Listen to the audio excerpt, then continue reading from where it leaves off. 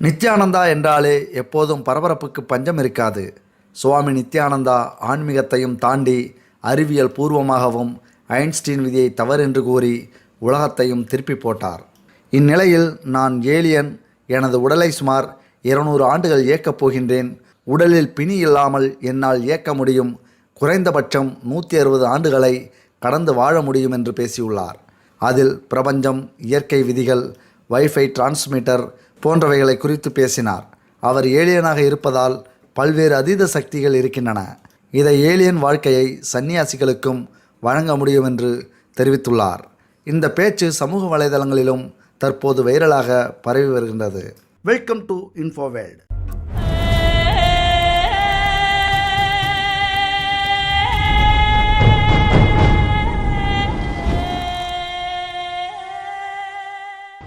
இவரின் ஆசிரமங்கள் நாடு முழுவதும் இருக்கின்றன.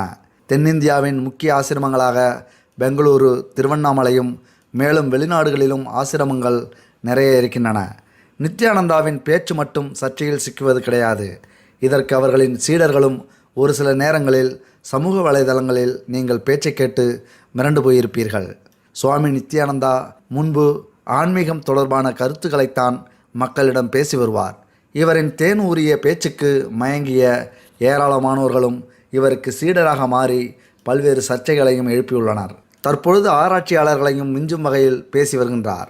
இதற்கு முன் எப்போதும் இல்லாத வகையில் அறிவியல் விதிகளை தந்த ஐன்ஸ்டீன் விதியையும் தவறு என்று கூறி சுவாமி நித்யானந்தா உலகையும் மிரட்டி எடுத்தார்.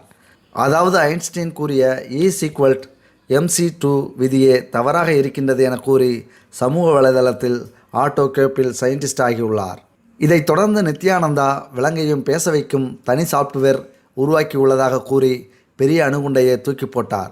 இந்த சம்பவம் உலகம் முழுவதும் பெரும் பரபரப்பை ஏற்படுத்தியது. மேலும் குரங்கு, புலி, சிங்கங்களை சில ஆண்டுகளில் பேச வைப்பதாக அவர் தெரிவித்துள்ளார். இது குறித்த பரிசோதனைகளும் அரங்கேறியுள்ளதாக அவர் தெரிவித்திருந்தார். அதில் கண்டிப்பாக விலங்குகளை தமிழ் மற்றும் ஆங்கிலத்தில் பேச வைப்பதாகவும் தெரிவித்திருந்தார். அதன் பிறகு தற்போது நான் ஏலியன், சுமார் 200 ஆண்டுகள் வாழப்போகின்றேன், ஏலியன்களின் வாழ்க்கை 1260 ஆண்டுகள் வாழ முடியும் என்று சுவாமி நித்யானந்தா பேசி வீடியோ வெளியாகி அதிர்ச்சியை ஏற்படுத்தியிருக்கிறது. இந்து மதத்தில், சைவத்தில், வேத ஆகஸ்மங்களில் அனைத்து விதமான அறிவியலும் நிறைய இருக்கின்றது. இதில் பல்வேறு விதமான அறிவியல் சார்ந்து இருக்கின்றன. சனாதன இந்து தர்மம் அறிவியலையும் கொண்டுள்ளது என்று சுவாமி நித்யானந்தா பேசியுள்ளார். என்னால் 200 ஆண்டுகள் வாழ முடியும், குறைந்தது 160 ஆண்டுகளுக்கு மேற்பட்டு வாழ முடியும், இது குறித்த டேட்டாவையும் நான் வைத்துள்ளேன் என்று நித்யானந்தா பேசியுள்ளார். மேலும் பிளானட் எர்த் சயின்ஸ் சமாதியில் இருந்தபடி இவரின் அதீத சக்தியை பயன்படுத்தி தன்னால் இயங்க முடியும் என்றும் பேசியுள்ளார். எனது உடல் டிஎன்ஏவிலும் இது காணப்படுகிறது. நான் ஏலியன் என்பது எனது உடல் டிஎன்ஏவிலும் இது காணப்படுகின்றது. பிரபஞ்சம் குறித்தும் நித்யானந்தா பேசியிருக்கிறார். லட்சக்கணக்கான சன்னியாசிகளுக்கும் ஏலியன் வாழ்க்கையை அவர்களுக்கு அளிக்க முடியும். ஏலியனின் டிஎன்ஏ குறித்தும் அவர் பேசியுள்ளார். இந்து கோயில்களில் காணப்படும் டவர்கள், இவைகள் வைஃபை போன்று செயல்பட்டு வயர்லெஸ் எலக்ட்ரிக் சிட்டியாகவும் செயல்படுகின்றன. WiFi, wireless, super sign, kundalini shakti உள்ளிட்டவைகள் குறித்தும் அவர் பேசியிருக்கிறார். இந்து கோயில்கள் பேட்டரி, மெர்க்குரி, எனலைட், பயோ எனர்ஜி டிரான்ஸ்மிட்டர்களால் செயல்பட்டு குண்டலியோகா சக்தியை உற்பத்தி செய்கின்றன என்று அவர் மேலும் பேசியிருக்கிறார். சுவாமி நித்யானந்தாவின் இந்த பேச்சு சமூக வலைதளங்களில் வைரலாகியுள்ளது. தற்போது இதை கலாய்க்கும் விதமாக ட்ரோல்களும் வெளியாகி பெரும் சர்ச்சையை ஏற்படுத்தியிருக்கிறது. இது குறித்து பல்வேறு தரப்பினர்களும் இதை கண்டு வருகின்றனர். சுவாமி நித்யானந்தா உண்மையிலேயே ஏலியன் தான் என்று மற்றொரு யூடியூப் சேனலிலும் வெளியாக பெரும் பரபரப்பை ஏற்படுத்தியுள்ளது. சர்ச்சையும் நித்யானந்தாவும் ஒட்டி பிறந்த இரட்டை குழந்தைகளாகிவிட்டன. நித்யானந்தா தியான பீடத்தின் நிறுவரான இவர் நடிகை ரஞ்சிதாவுடன் இணக்கமாக இருந்தது போன்ற வீடியோக்கள் வெளியாகி பரபரப்பை ஏற்படுத்தியிருந்தன. சட்டப்பூர்வமாக தான் எந்த தவறும் செய்யவில்லை என நித்யானந்தா பிரச்சனையை சமாளித்திருந்தார். இதைத் தொடர்ந்து மதுரை ஆதீனத்தின் 293வது குருமகா சந்நிதிதானமாக நித்யானந்தா நியமிக்கப்பட்டார். இதை எதிர்த்து வழக்குகளும் தொடரப்பட்டன. இறுதியில் அவரை வாரிசு பொறுப்பிலிருந்து நீக்குவதாக தற்போதைய மதுரை ஆதீனம் உத்தரவிட்டார். நித்யானந்தா எது சொன்னாலும் அது வைரலாகி விமர்சனத்தை ஏற்படுத்தி விடுகிறது. தன் உருவத்தையே சிலையாக வடிவமைத்து பக்தர்களை வணங்கச் செய்வதும் சர்ச்சையை ஏற்படுத்தியுள்ளது. தமிழகத்திலும் கர்நாடகாவிலும் பல்வேறு வழக்குகளை எதிர்கொள்ளும் நிலையில் பெங்களூர் அருகே பிடதியில் உள்ள தன் ஆசிரமத்தில் பக்தர்களோடு தினமும் உரையாடுவதை நித்யானந்தா வழக்கமாக வைத்துள்ளார். சமீபத்தில் அவர் பேசிய வீடியோ ஒன்று வைரலாகி இணையத்தை அப்போதும் கலக்கியது. அதில் சூரிய உதயத்துடன் தான் நமது நாள் தொடங்குகிறது. இன்று எத்தனை பேர் கூர்ந்து கவனித்தீர்கள் என தெரியவில்லை. சூரியன் இன்று மிக தாமதமாகவே உதித்தது. இன்று காலை நான் தியானத்தை முடிக்க சிறிது காலதாமதமாகிவிட்டது. நான் தியானத்தை முடிக்கும் வரை சூரியன் உதிக்கக்கூடாது என கட்டளையிட்டேன். அதன்படி இன்று சூரியன் 40 நிமிடங்கள் தாமதமாகவே உதித்தது. இன்று பிடதியில் சூரியன் உதிக்கும் நேரத்தை நீங்கள் கூகுளில் தேடி பாருங்கள். அதில் குறிப்பிட்ட நேரத்தை விட 40 நிமிடங்கள் தாமதமாகத்தான் சூரியன் உதித்திருக்கும். இதற்கு நான் உத்தரவிட்டதுதான் காரணம் என்று பேசியுள்ளார். நித்யானந்தா கூறியதை கேட்டதும் புல்லரித்து போன பக்தர்களும் பக்தைகளும் கைதட்டி ஆரவாரம் விடுவதும் வீடியோவில் உள்ளது. நித்யானந்தாவின் பேச்சை சூரியனே கேட்கும் நிலையில் கர்நாடகா, தமிழ்நாடு போலீசார் கேட்காமல் போவதுதான் பரிதாபம். அதேபோல நித்யானந்தா ஒரு சமயம் சினிமாவை மிஞ்சும் வகையில் ஆல்பம் பாடல்களை எடுத்து அசரவிட்டு வந்தார். நித்யானந்தாவின் இந்த போக்கு தற்போது யூடியூப், ஃபேஸ்புக், ட்விட்டர் உள்ளிட்ட பல்வேறு சமூக வலைதளங்களிலும் வைரலாகி வருகின்றது. ஆன்மீக மற்றும் தியான பயிற்சியாளராக இருந்த நித்யானந்தா தற்போது சினிமாவில் வரும் ஹீரோவைப் போலவே சூப்பர் ஸ்டாராக வலம் வருகிறார். அவர் ஆன்மீகவாதியா இல்லை திரை நட்சத்திரமா என்று தோன்றுகிறது. தற்போது நித்யானந்தா வெளியிட்டுள்ள சடைமுடி மீசை பாடல் மேற்கத்திய முறையில் பாடல் வரிகளும் இசையும் விஎஃப்எக்ஸும் கலந்து பட்டையை கிளப்புகின்றார்.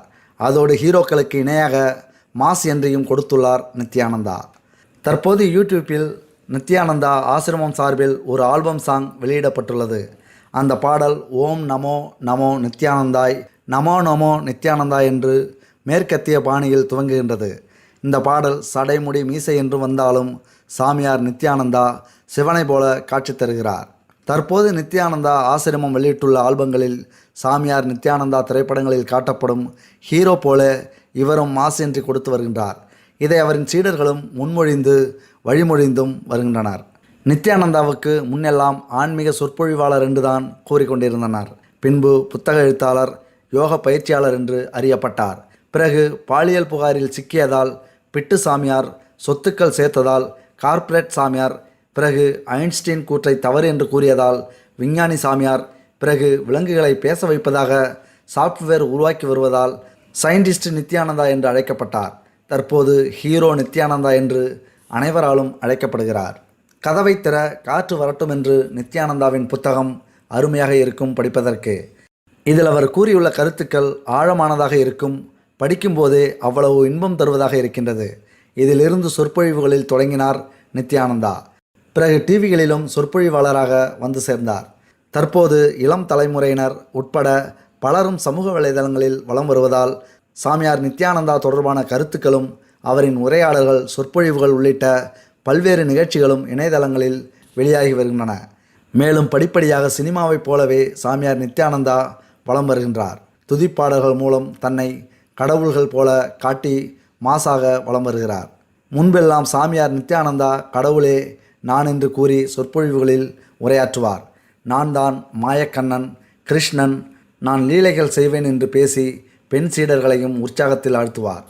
தற்போது தன்னை சிவன் போல பாடல்களில் துதிபாடி அனைவரையும் கவர்ந்தும் மற்றவர்களின் கண்களுக்கு காமெடியமாகத்தான் தெரிகின்றது.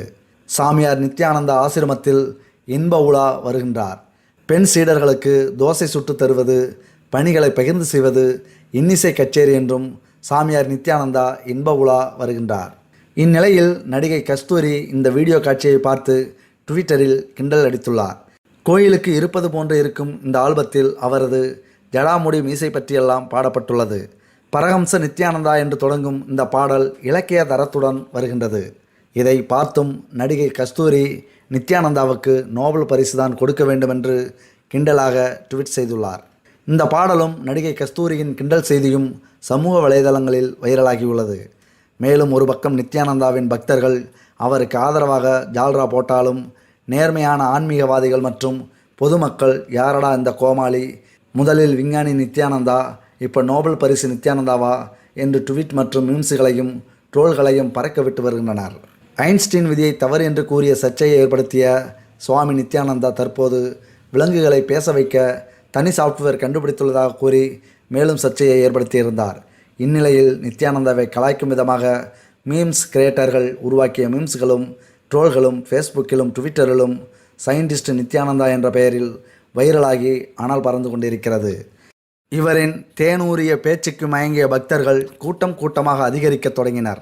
இதனால் இந்தியா முழுக்கவும் இவரது புகழ் உயர்ந்துள்ளது. மேலும் வெளிநாடுகளிலும் இவருக்கு ஆசிரமங்களும் சொத்துக்களும் கோடிக்கணக்கில் சேர்ந்ததாக கூறப்படுகின்றது. இந்நிலையில் சுவாமி நித்யானந்தா தன்னிடம் வரும் பக்தர்களிடம் வழிகட்டாயமாக உறவில் ஈடுபட்டதாக அமெரிக்காவைச் சேர்ந்த ஆர்த்தி ராவ் என்ற பெண் புகார் கூறியிருந்தார்.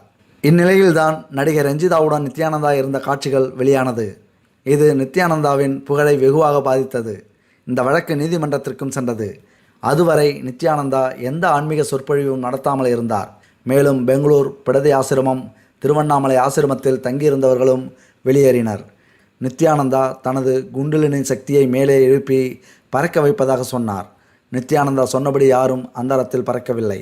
அதைத் தொடர்ந்து நீதிமன்றத்தின் வழிகாட்டுதலின்படி நித்யானந்தா ஆன்மீக சொற்பொழிவு மற்றும் தியான முறை வகுப்புகளையும் நடத்தி வந்தார். அவர் அடிக்கடி ஏதாவது ஒன்று கூறி பரபரப்பை ஏற்படுத்தினாலும் அவரை அனைவரும் கோமாளியாகவே இந்தியா முழுவதும் பார்த்து கொண்டிருக்கின்றனர்.